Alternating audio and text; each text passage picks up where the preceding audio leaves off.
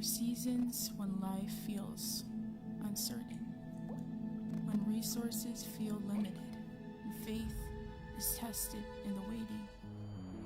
In the Bible, God's people have walked this road before, from slavery to the wilderness, from wilderness to promise. In places of uncertainty, God was not absent. He was teaching them to trust in different seasons, between not enough, just enough, and more than enough. He was forming his covenant to his people. For 40 years, God sustained them. And even today, he sustains us still. So wherever this season finds you, you are not lacking. You are being led, because he is always enough.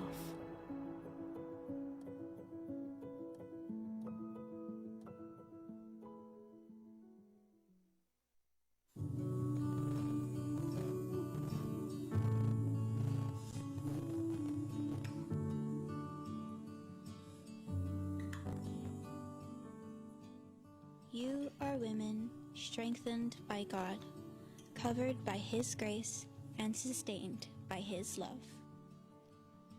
You carry more than homes. You carry prayers, faith, hope, and the gentle reflection of Christ's love. In moments no one sees, God sees you. Every sacrifice, every tear, every silent prayer, every act of love is never wasted before him. For the hands that held us, God held you first. For the hearts that comforted us, God comforted you first. For the faith you passed on, God was the one who planted it in you. You were never doing this alone. The Lord was your strength in every heavy season, your peace in every uncertain moment, and your joy when love required sacrifice. So today, we thank God for every mother, grandmother, spiritual mother, and mother figure. Through your life, we have seen glimpses of his patience, tenderness, faithfulness, and his love. May the Lord bless you, refresh you, and remind you that he delights in you. You are deeply loved by God, and through your life, many have come to know the beauty of his love.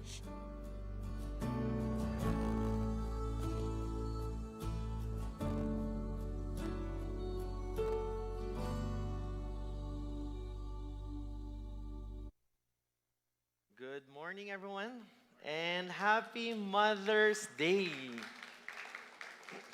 It's really a joy for us to be able to celebrate Mother's Day. I know that it's just once a year, but every day, please know that we appreciate and we deeply are thankful and grateful and appreciate all the mothers. And did you know that Mother's Day is probably one of the most celebrated, nasa top 3 siya, most celebrated na araw the whole year. In fact, earlier I was talking to a church member who owns a restaurant, and they mentioned that Mother's Day is the day wherein it has the highest sales, and it's so full, it's difficult to actually book a place there. So so happy Mother's Day, and we'd like to request all the mothers to please stand up. If you're a mother, please stand up. We'd like to take the time to appreciate you.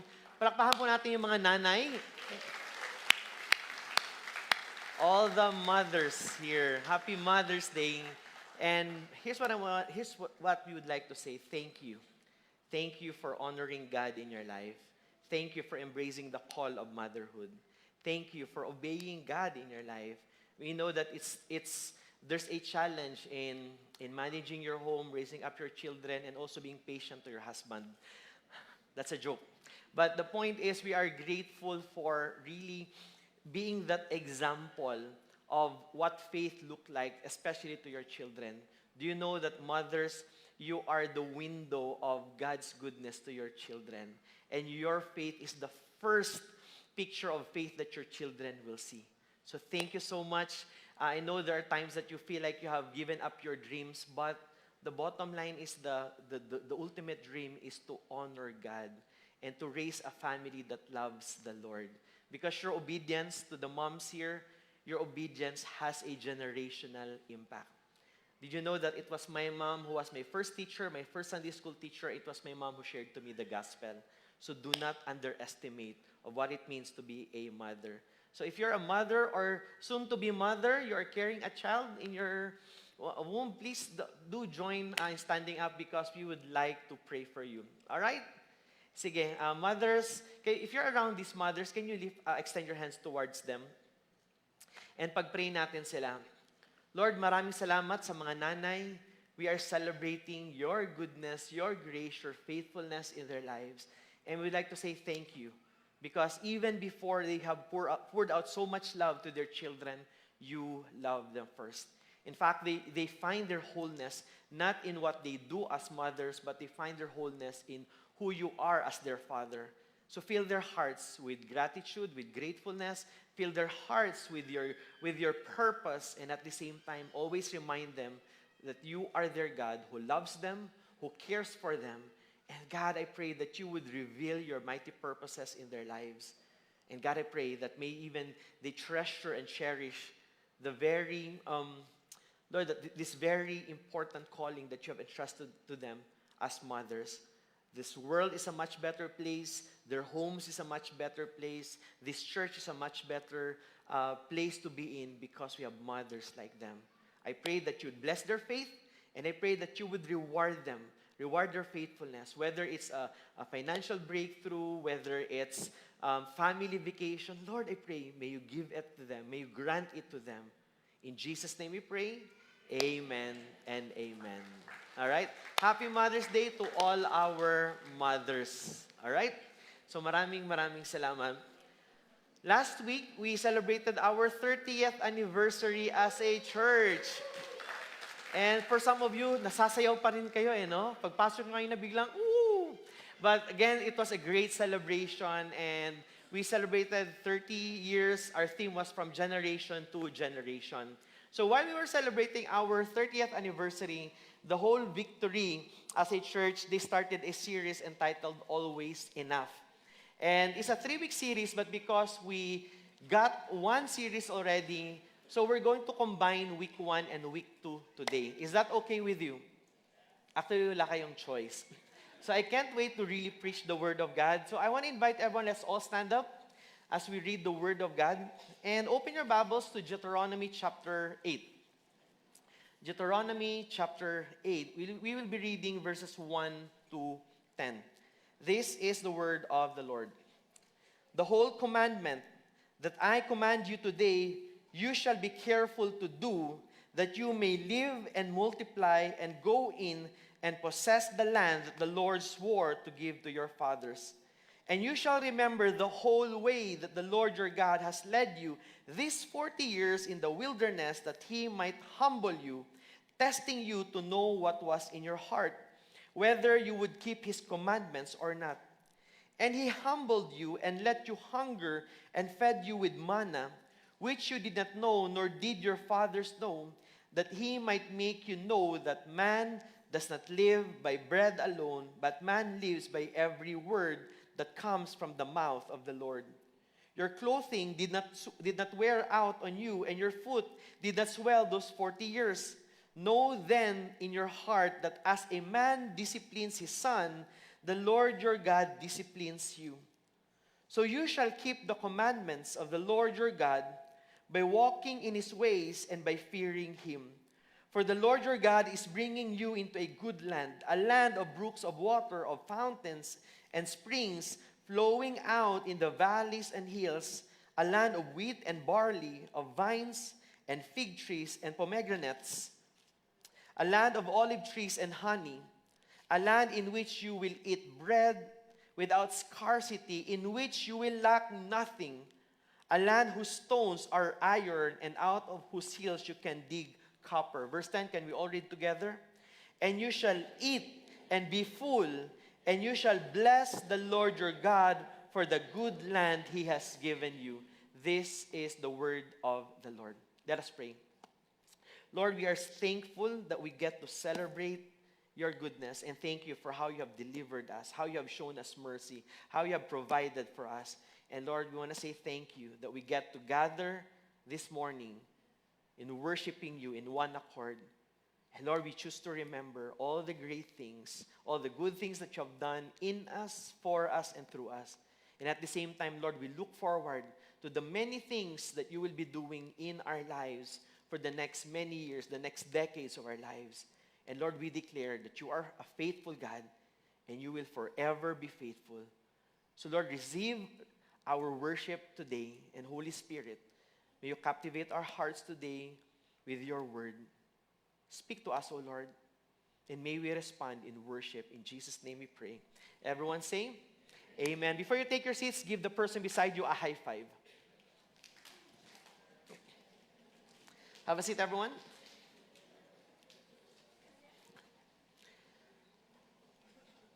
So as mentioned earlier, last week was 30 years of the goodness, of the faithfulness of God in our lives. Now, who's looking forward to 10 years from now, 40th anniversary of Victory Davao? My prayer is that we will continually celebrate His goodness, but I can just imagine. I can imagine that 10 years from now that our kids will no longer just be infants, but some of them will be running around, playing around. They will be making disciples. Some of your children will be married actually. Some of them will also be serving. Some of them might be in full-time ministry. But here's one thing. Every day of our lives, every decade that we get to celebrate, we always declare that God is a faithful God. Amen? Now, as we think of what God will do for the next 30 years, the next 40 years, I'm just grateful that we have this opportunity to celebrate. Because there was a people who were rescued and delivered from a place of slavery, and because of their unbelief and disobedience, they wandered in the desert for 40 years. Now, here comes a story in the story wherein Moses was giving this instruction, or it was his last sermon to the people of Israel. And what happened was, these people of Israel, they did not experience the slavery because it was their fathers, their parents who experienced slavery in Egypt. And if you look at Exodus, what happened was, it states there that they cried out to the Lord and said, Lord, deliver us from this slavery. And because God is a faithful God, God used Moses to lead the people of Israel out of Egypt. Right? And so as the Lord has brought them out of Egypt, here's what happened. They started to complain and rant about, Lord, it's more comfortable to be in Egypt. Bahalag slaves me, at least we had food to eat. We like the biryani and all the Egyptian food. That was okay. And now that we're here, they started to complain, rebel, and question the goodness of God. And because they questioned God, God was not pleased with them. And because of their unbelief, they were not allowed to enter the promised land. So here's how amazing God was. He delivered them. He brought them out of Egypt, but here's the problem. Egypt was not taken out of them. So for 40 years, God allowed the people of Israel to wander around the wilderness. And here comes Moses, and he was giving the specific instruction that because you are God's people, here's what God wants you to understand. And you see, Deuteronomy is so important. You know why? Because if you look at it, God already delivered the people out of Egypt in Exodus. But this is the first time in Deuteronomy, especially in Deuteronomy chapter 6, we call this the Shema, wherein God declared and presented Himself to the people of Israel that I am your God and you are my people. It's a time where God declared, Hear, O Israel, the Lord is one, the Lord is God. And He's starting to declare that I will be your God and you are my people, and this is what it means to be my people. So there is a way that God expects us to live our lives. But here's what happened. The wilderness was a place where people started to really think, Lord, are you really good? And are you really going to provide? And I just feel like there are some of us that we are currently in that wilderness, where we are actually questioning, is God a good God? Does He really love me? Because oftentimes, our worship is dependent on our circumstance. And oftentimes, here's what I think. We would say prayers like, if only life is easier, then I will worship God. Then in all actuality, life became easier, it became so comfortable that we actually went farther away from God. And so God had to remind the people of Israel that the greatest danger is not just when we are in lack, but sometimes it's in abundance. And so here comes Moses giving his last sermon to the people of Israel before they cross over from the wilderness, and as they're about to enter the promised land, Moses gave this sermon. And he had to instruct them that, hey, do not ever forget about God. Because oftentimes, comfort has a way of minimizing how great our God is. When things are comfortable, the way we pray becomes different. When things are so comfortable, everything is provided for, the way we pray, nagbabago. Nung wala tayong pera, grabe, intense tayo mag-pray. Lord, I pray in the name of Jesus. Ibang-iba yung the way we pray, but when things become comfortable, our prayer changes. And this is something that Moses understood. And he also understood that he's not able to enter into the promised land. Why? Because of his disobedience. Imagine that. He led the people out of Egypt, and yet hanggang tingin lang siya. And so he was so focused in telling the people of Israel, don't miss this out. So you see, everyone, it is very important for us to understand that God is a good God who is faithful in every season. Now, Deuteronomy chapter 8 is a chapter, it's not about money or provision, it's about the heart. Because we have the tendency, the capacity to forget everything that God has done. So here's a question I'd like to ask. Will we trust God when we have little, when we have enough, and even when we have much? Because, church, the greatest danger in life is not merely having too little, it is forgetting God whether we have little or much.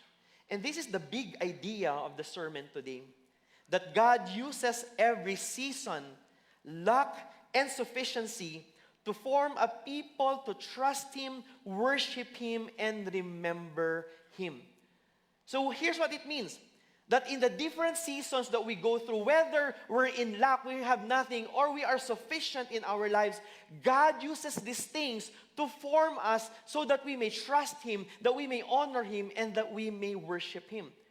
And Moses understands that if there is an enemy for us to worship God, for us to live lives that honor God, you know what it is? It is actually self-sufficiency.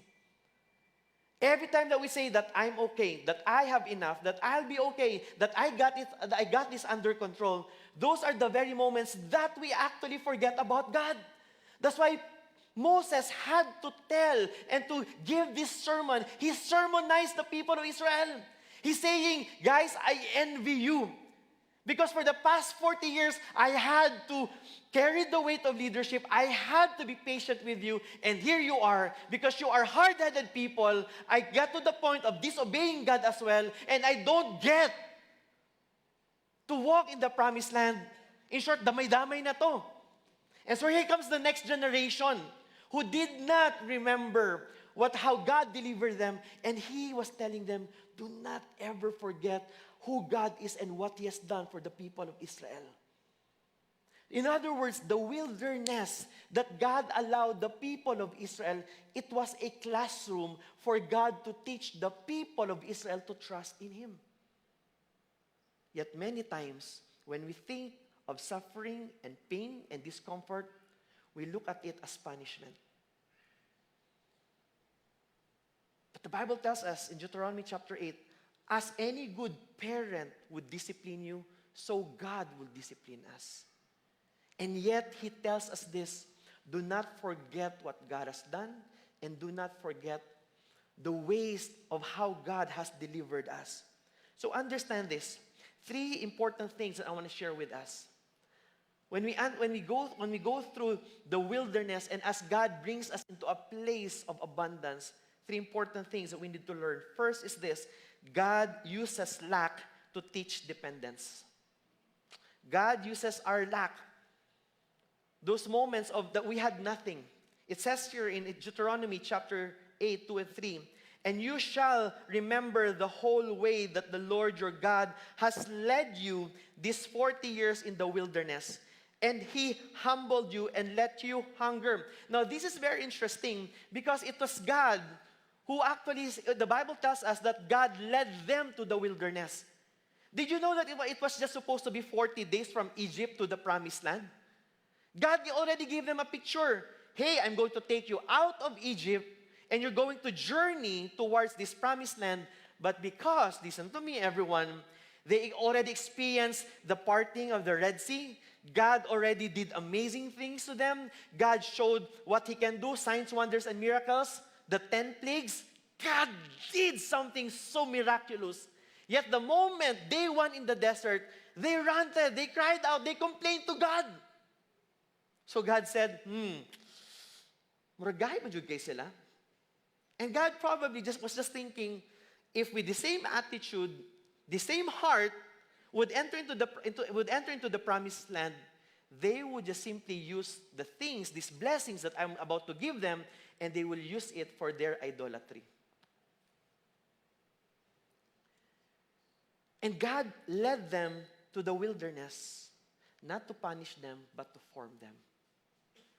Have you noticed there's something beautiful when we go through the deserts, into the wilderness of our lives, where God gets to tell us, speak to us, encourage us, comfort us, and tell us of His promises in our lives.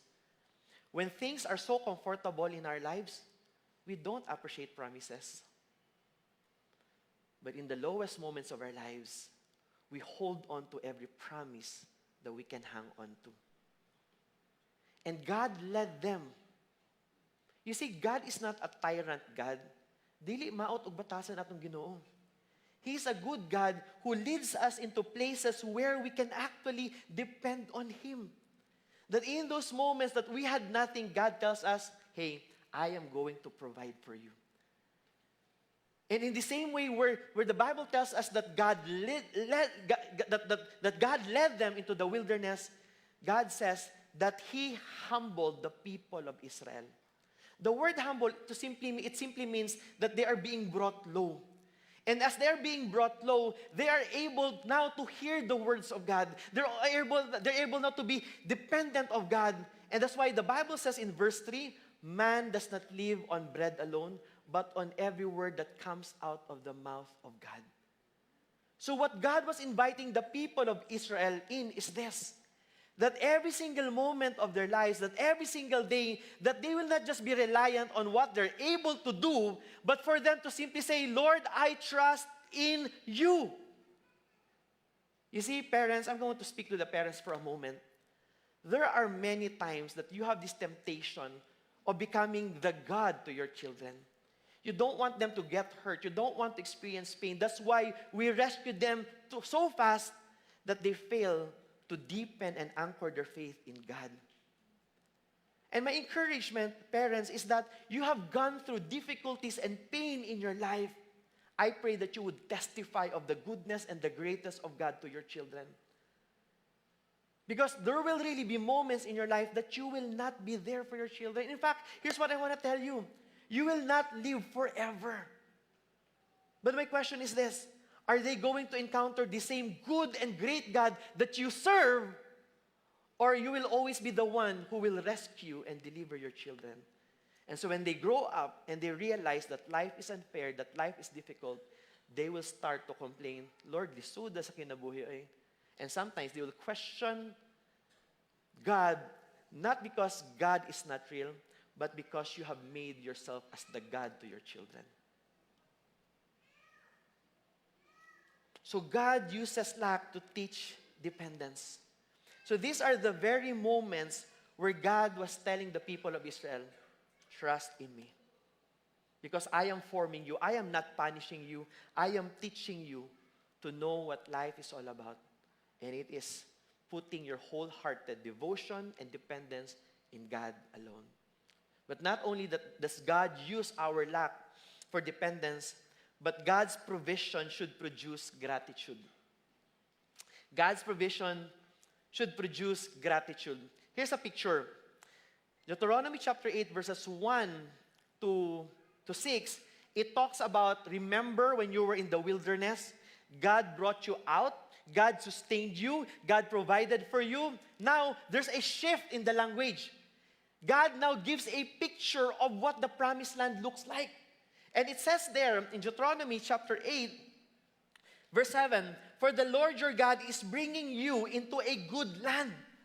And into this good land, there's a land of brooks of water, of fountains and springs. Imagine from a place where every single day they had to wait for manna from heaven. Now God was giving them a picture. Everything that I have promised you is going to come. It's a place of abundance that you don't even have to worry about anything. Do you know what I'm reminded of? I'm reminded of Genesis chapter 1. If you look at it, before God created Adam and Eve, before God created man and woman, do you know what God created? Everything. So the moment that we were born, the moment that Adam and Eve were made and they came into existence, everything was already provided for. They didn't have to worry. They were not born with a passbook or an ATM or a credit card to secure themselves. God already provided everything. So in the same way, God was telling them from a place of wilderness that you had to depend every moment of your lives. Now God was giving them a promise. I'm bringing you into a place of purpose and provision. But listen to me. All this provision should lead into worship. All these blessings that we have received and we will be receiving should stir up and should give birth to gratitude, thankfulness, not entitlement and boastfulness. Did you know that in Psalms, the word thankfulness, it is a public confession of God's goodness in our lives. That's why in Psalm 100, it says there, enter His gates with thanksgiving in your heart. What that means is that every time you enter into the presence of God, what's expected of you is thanksgiving, is thankfulness. And here's my question. Has the Lord been so good in your life? But here's my question. It's not a question if God is good. It's not a question if God is faithful or not. Have you been thankful? And are you living a life that demonstrates and displays thankfulness? Or many times, we would take the glory and we would somehow go back to our self-sufficiency. I worked hard for this. I did everything. I deserve the credit. I'm a self-made man. Here's the reality. No one and none of us is in control of our lives. In fact, no one even knows until when we will be living in this world. And my encouragement to all of us is that with all the things that God has done in our lives, may it produce thanksgiving in our hearts. May it produce gratitude in our hearts. And Moses had to instruct and remind the people of God. Do you know why? Because Moses understands that prosperity can make people forget God. The promised land, which was Canaan, it was not Israel's achievement.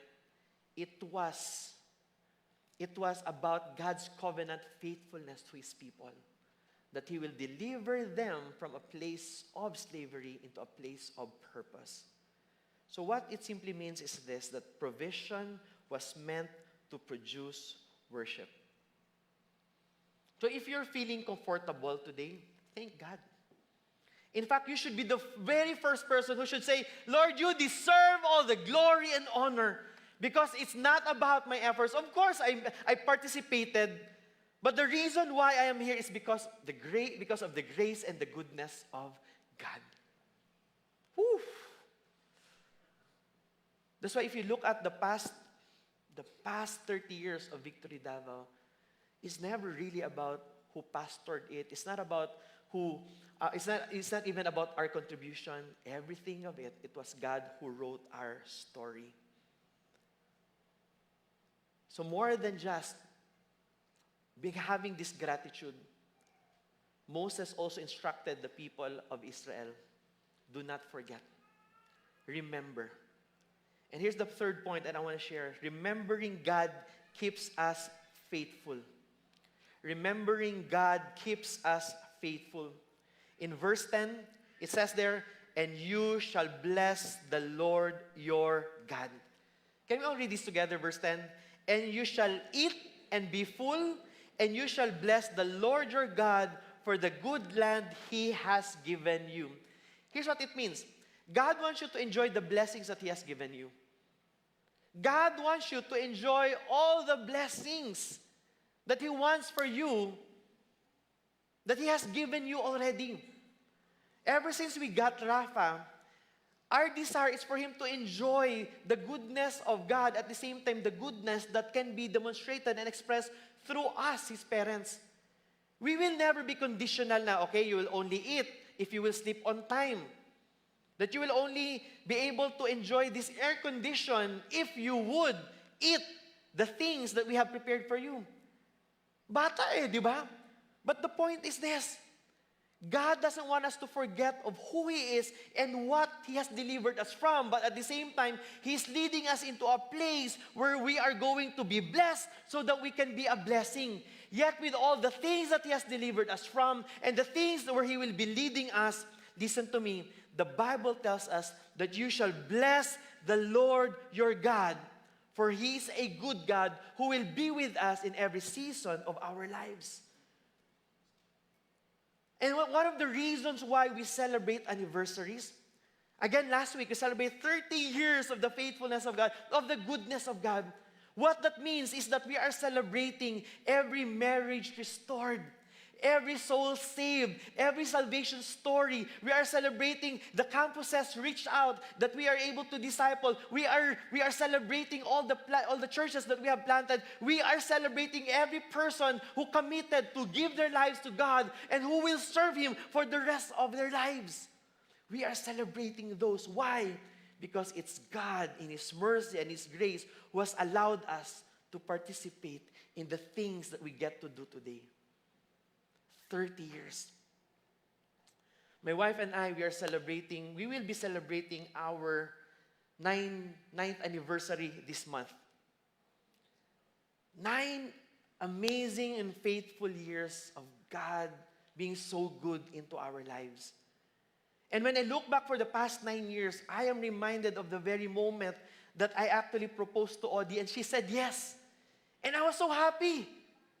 You know why I was so happy? Siyempre, kinakabahan ako. Guys, 4 na beses ako nabusted. And I had fear and I had rejection issues. And when she said yes, oh, Lord, thank you. And then God provided for our wedding day. Guess what? We had 475 guests in our wedding. Ang daming friends ni Odi. Yet God provided. God blessed us with a honeymoon, not 1, but 2 honeymoons. And God was so faithful. And God provided for us where to live here in Davao. We had to transition Audie from Jensen to Davao. And then God led us into a place where we could actually fulfill God's purpose in our lives. And then we got to serve God together here in Victory Davao. And we built all these meaningful and beautiful relationships. It's not because we're good people, but because God is a good God. And all these 9 years, we always look back and say, Lord, you have always been so good and faithful to us. And now as we're entering into our 9th year, we look back and say, God, thank you for all the vacations that we get to have. Thank you for all these stories of reconciliation that we get to have. And not just that, thank you, Lord, that you have blessed us with an amazing son. His name is Rafa. That you have given us the privilege of raising him up in the ways of the Lord. It's not because we're good, but it's because God is good. And so, I want to encourage everyone today.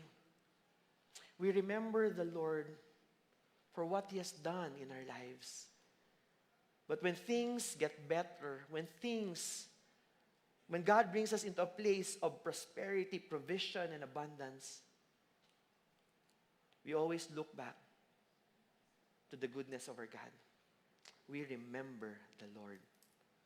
So when we don't have enough, we remember the goodness of God. When we have just enough, still we remember the goodness of God.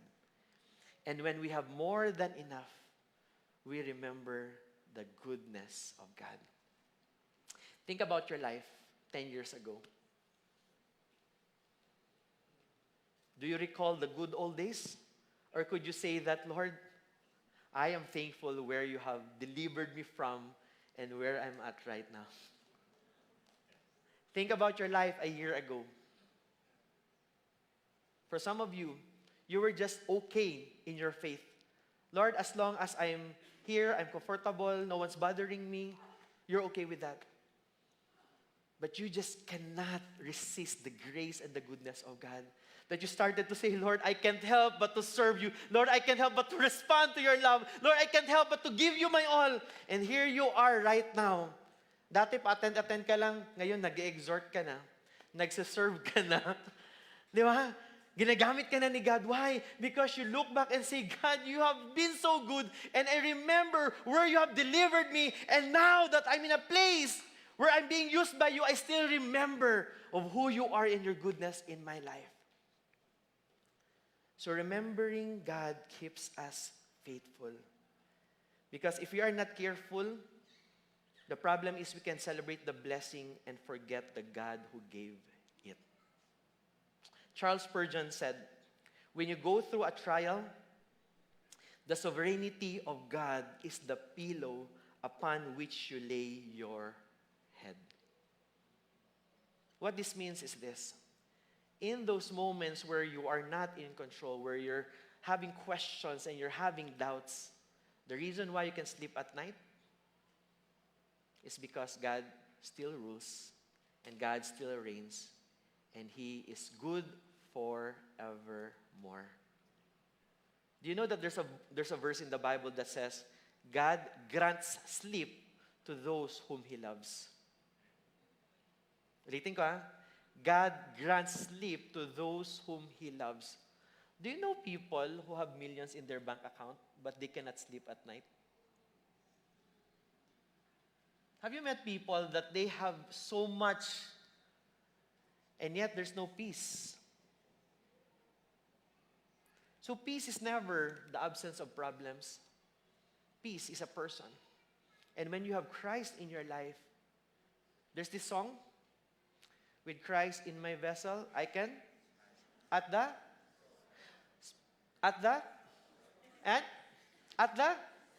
pang kids church, no? So with Christ in my vessel, I can smile at the storm until sailing, I am sailing home. But here's the point.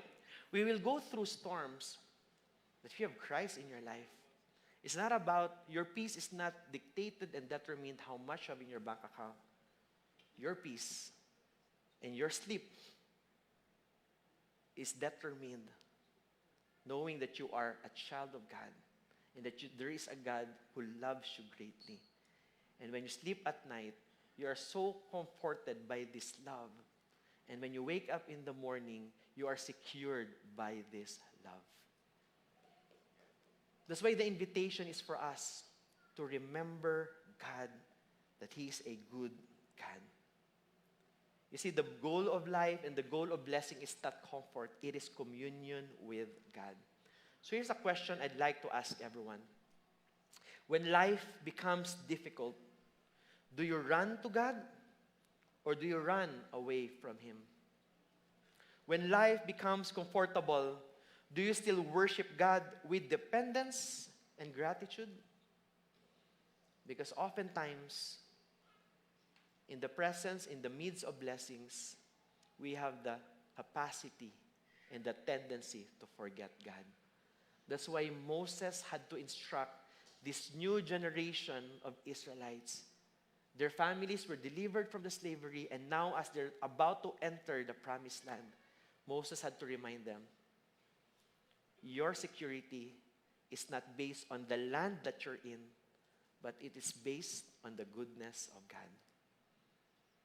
Many people, they're searching for the green pastures. Let's go abroad because it's better there. There's the greener pastures. But do you know what the Bible says? Psalm 23, the Lord is my shepherd. I shall not want, or I will not lack anything. He leads me beside green pastures.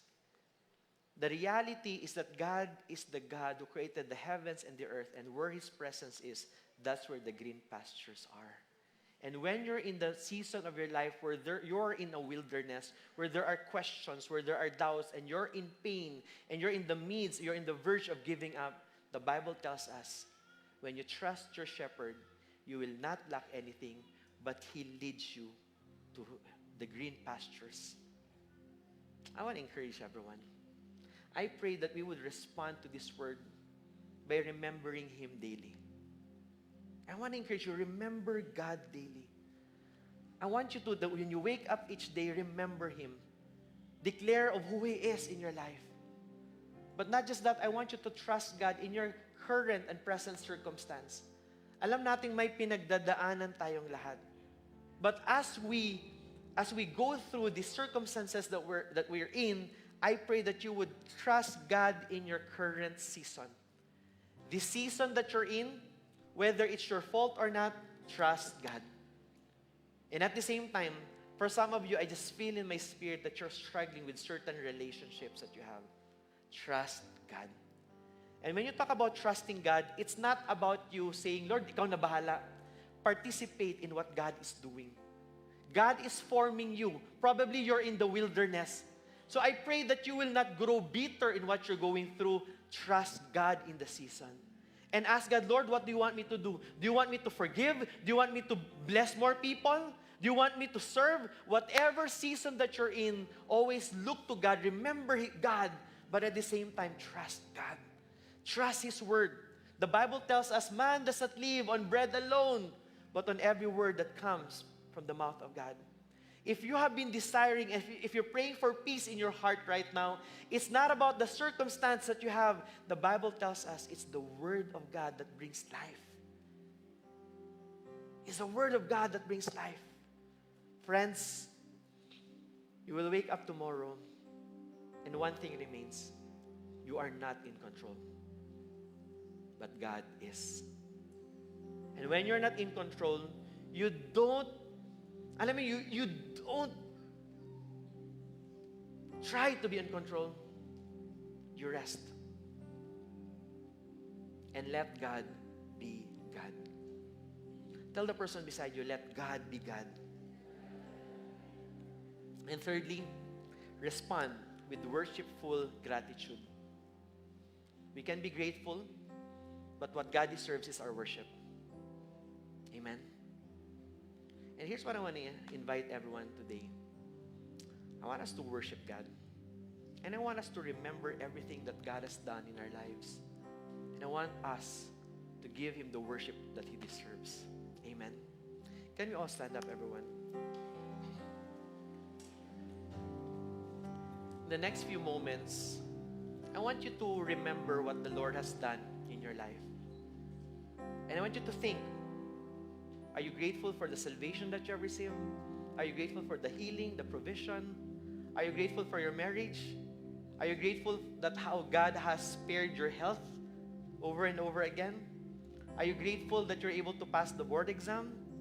Are you grateful that you have been gifted with a beautiful singing voice? Are you grateful for the air that you breathe? There are so many reasons to thank God. Now, here's what I want you to do. The next few moments, I want you to remember who the Lord is and what He has done for you. And I want you to thank Him and declare praises for how He has delivered you and how He has been so good into your life. Come on, let's worship God and start thanking Him right now.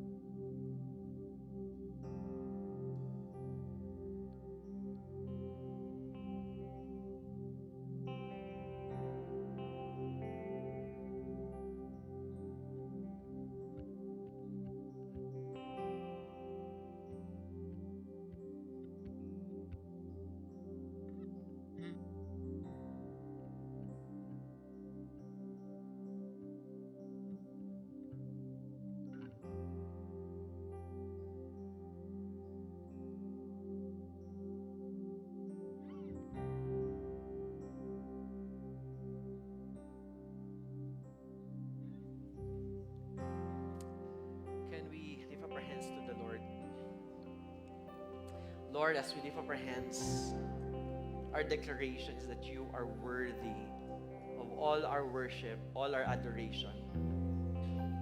God, you have been so good into our lives. Lord, we look back and we remember how you have delivered us, how you have saved us. But at the same time, our prayer today is that we will continually encounter and experience your grace, your mercy, your goodness in our lives, Lord. Lord, we will remember your love. We will remember the salvation that we did not work hard for. We remember the gift of eternal life that we have received as we have placed our faith in Jesus. Lord, we remember how you healed us. Lord, we remember how you have provided for us when we had nothing. And Lord, I pray that you would continually form us. Lord, for some of us that we are in our wilderness, we're in a desert, God, where we feel like, God, it's so difficult to be here. But help us to recognize that you are not punishing us, but you are leading us and you are transforming our hearts. You are forming us, God, into a place where we could become like you and depend on you. But at the same time, to those of us, Lord, that you have provided us, blessed us, and we're in a place that in a way we're comfortable. Lord, may we always recognize your presence. That we will remember that it's you who has given us this ability to produce wealth. I also pray, Lord Jesus, that while we are in this position where we have experienced and received comfort, I pray that you would allow us to discover our purpose in lives. Our purpose, God, is not to be comfortable, but it's communion with you. It's to live our lives for your glory alone. So, Lord, we are so sorry when we repent for those moments that we have placed our confidence and our security in what we have, in what we possess. Lord, we just declare today that Jesus, you are enough for us. Can you declare this with me? Lord Jesus, you are enough for me. I may go through deserts. I may go through wilderness in my life. Or I may be in mountaintops. I still declare that you are enough. That you deserve all the glory, praise, and honor. In Jesus' name, amen. Amen. Amen.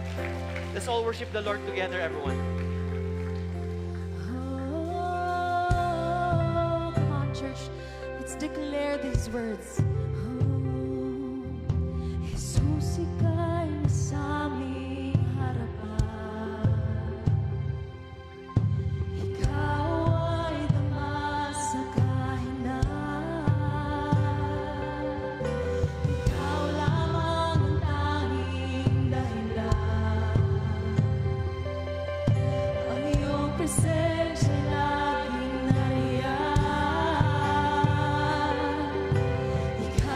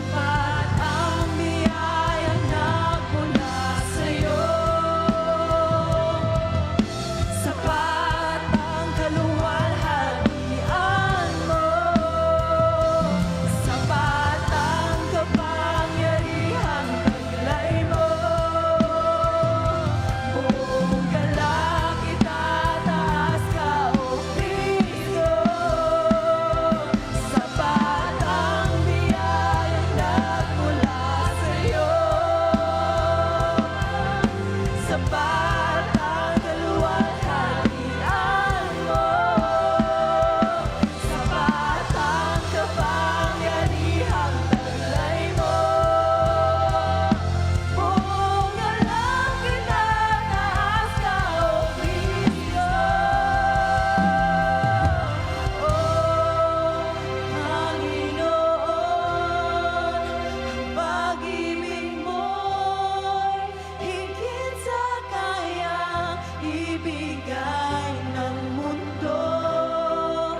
Katapatan mo'y ihahayag ko upang makilala ang ngalan mo. Panginoon, ang pag-ibig mo'y higit sa kayang ibigay ng mundo. Katapatan mo'y ihahayag ko upang makilala ang ngalan mo. Panginoon, pag-ibig mo'y higit sa kayang ibigay ng mundo. Katapatan mo'y ihahayag ko upang makilala ang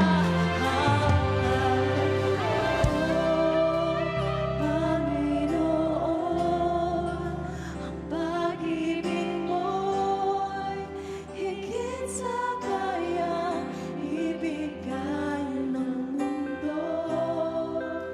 Katapatan mo'y ihahayag ko upang makilala ang ngalan mo.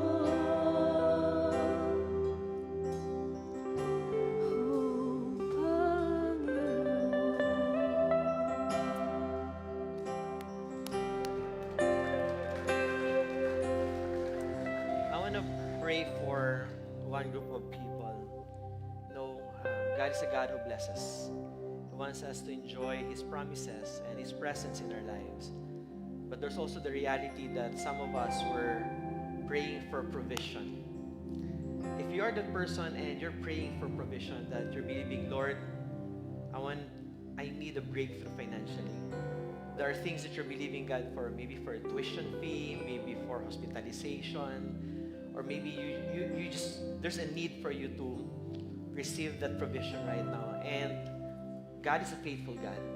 So if you're that person and you're saying, Lord, I'm praying for provision for me, for my family this week, can you raise up your hands? I want to pray for you. Lord, you see these hands lifted up. Lord, there are things that they are believing you for. Lord, there are things that they are asking you of. But Lord, we look to you, the God who created the heavens and the earth, the God who owns everything. And so, Lord, I pray that even as your children asking for this provision for their families, Lord, whatever it is that they need, Lord, your word says in 2 Corinthians 9 that you are the God who gives that seed to the sower. And so what we are a sower, that you will be giving is the seed that will be able to sow, and so that more people, God, would encounter who you are. God, as you bless us, Lord, you have also given us this calling to be a blessing to the people around us that even goes beyond our families, so that people would give praises and thanksgiving to you. So I pray that you would bless your people.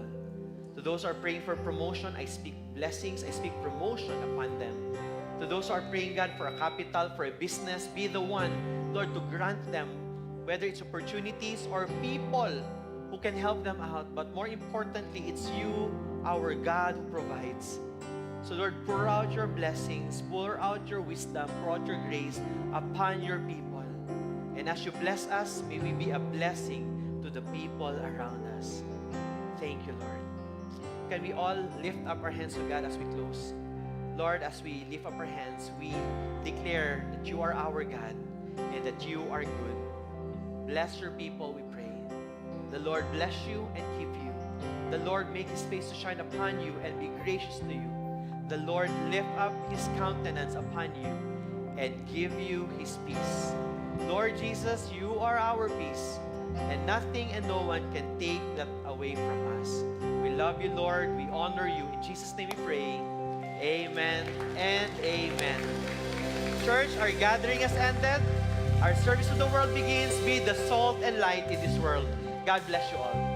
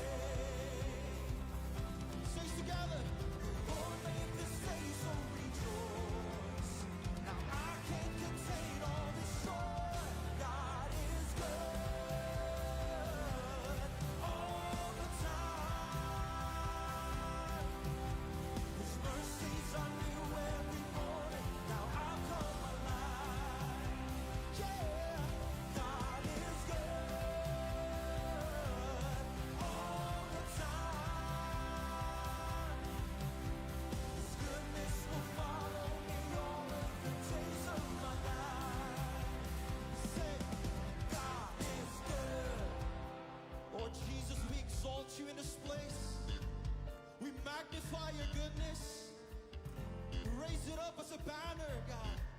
Your victory, Jesus. Why don't we all sing a new melody to the Lord today? Let's make an echo of worship in his name. Why don't we sing this? Everybody sing. Whoa. Whoa, whoa, whoa, sing it out. Whoa, sing God, you're good. God is good. Declare that today.